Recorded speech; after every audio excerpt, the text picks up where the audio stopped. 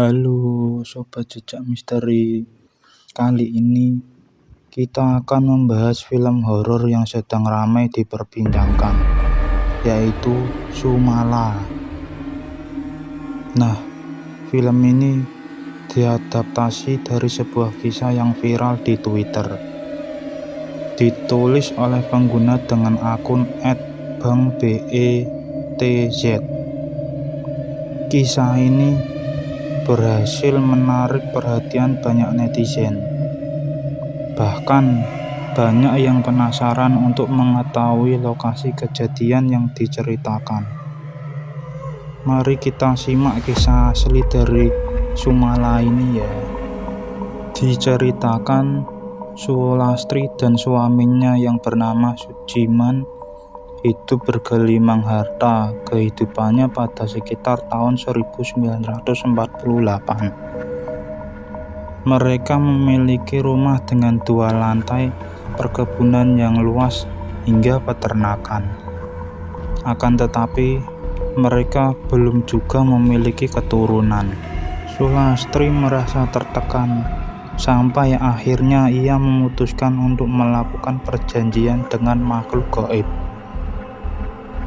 Ia menjalani sebuah ritual yang didampingi oleh seorang dukun untuk membuatnya memiliki anak. Setelah ritual tersebut, Sulastri dikabarkan mengandung anak kembar. Sang suami yang bernama Sujiman menyambut kehamilan istrinya dengan sukacita. Akan tetapi, setelah bayi kembar tersebut lahir, Sulastri dan Sujiman tampak shock melihat kondisi anak mereka. Salah satu bayi tersebut memiliki fisik yang mengerikan, seperti gumpalan ari-ari tetapi bisa bergerak dan mengeluarkan suara tangisan. Bayi yang satu lagi memiliki fisik normal, namun tidak menunjukkan tanda-tanda kehidupan. Melihat kondisi tersebut, Sujiman langsung membunuh bayi yang berwujud mengerikan dengan tangannya sendiri. Nah, setelah itu, bayi yang memiliki fisik normal kemudian mengeluarkan tangisan dan dapat diselamatkan. Bayi yang selamat dan memiliki bentuk tubuh normal diberi nama Kumala. Sayangnya, dia tumbuh dengan kondisi keterbelakangan mental. Sujiman menganggap kecacatan Kumala adalah karena ketidakbecusan istrinya dalam menjaga kandungan. Kumala tumbuh dengan mendapatkan perlakuan kasar dari kedua orang tuanya. Keanehan-keanehan mulai terjadi ketika Kumala menginjak usia ke-8 tahun. Ketika siang, ia seperti anak normal yang hanya bisa menangis saat dipukul orang tuanya. Akan tetapi, hal tersebut berbeda ketika malam datang. Ia berani melawan. Bahkan pernah di satu malam, Kumala nyaris menusuk Sujiman yang memukulnya saat ia sedang bermain piano karena dianggap mengganggu. Sampai suatu ketika pengasuhnya yang bernama Mbok Sum melihat Kumala memakan ayam hidup seperti binatang yang sedang kelaparan. Saat pagi menjelang, Mbok Sum bertanya terkait kejadian tersebut kepada Kumala. Kumala hanya menjawab bahwa bukan dirinya yang melakukan, melainkan Sumala. Nama Sumala pun menjadi teror bagi keluarga ini. Setahun kemudian, Kumala menunjukkan hal-hal aneh yang semakin tak masuk akal. Ia sampai mengamuk dan mengobrak-abrik saat terkurung di kamarnya. Sampai suatu saat, Kumala berhasil kabur untuk bermain bersama anak-anak di desa. Akan tetapi, ia justru mendapat perlakuan yang tak mengenakan.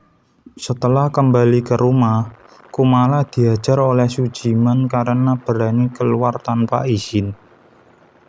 Beberapa hari setelah kejadian tersebut, anak-anak yang merundung Kumala dikabarkan meninggal dunia dengan kondisi mengenaskan. Salah satunya anak di desa itu yang bernama Sukro. yang ditemukan meninggal dunia di sela-sela pohon beringin tua dan tertutupi dedaunan kering. Kondisi kelapa belakangnya pecah seperti dihantam dengan suatu benda.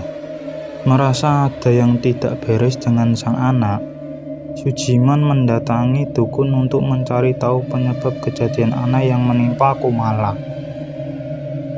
Sepulang dari dukun, Sujiman justru mendapati kondisi rumah telah berantakan. Ia mendapati Pak Sukir, orang suruhan Sujiman, sudah terkapar bersimbah darah dengan leher patah nyaris putus, tepat di bawah tangga seakan terlempar dari atas. Sementara Sulastri istrinya sudah sekarat tersandar di samping kasur kamarnya dengan perut penuh luka tusuk. Setelah kejadian tersebut, Sujiman meminta bantuan warga sekitar untuk menemukan Kumala yang sudah kabur. Ia menyuruh warga untuk membawa senjata masing-masing dan mencari Kumala dengan hati-hati. Namun sampai pagi tiba, warga justru menemukan Sujiman yang sudah meninggal dunia di kebun jagung. Kondisi kedua matanya tertancap kayu hingga tembus ke bagian belakang kelapanya. Sementara Kumala tidak pernah lagi ditemukan sejak hari itu. Sejak saat itu pula, warga memberikan himbauan kepada anak-anak agar tidak bermain ke dalam hutan dan tidak boleh keluar di malam hari. Ketakutan warga akan kehadiran Kumala atau Sumala seakan masih meneror desa ini. Buktinya adalah masih ada banyak sesajen darah di beberapa tempat di penjuru desa ini, yang dipercaya oleh sebagian warga itu ditujukan untuk menahan amarah Sumala. Menurut kalian, apakah cerita ini hanya fiktif atau nyata? Wallahualam, hanya Allah yang tahu ya teman-teman. Oke, itu tadi ya sobat, kisah menyeramkan di balik film Sumala. Bagaimana menurut kalian? Apakah kalian berani menonton filmnya? Jangan lupa untuk like, komen, dan subscribe untuk konten menarik lainnya ya. Sampai jumpa di video selanjutnya. See you next time.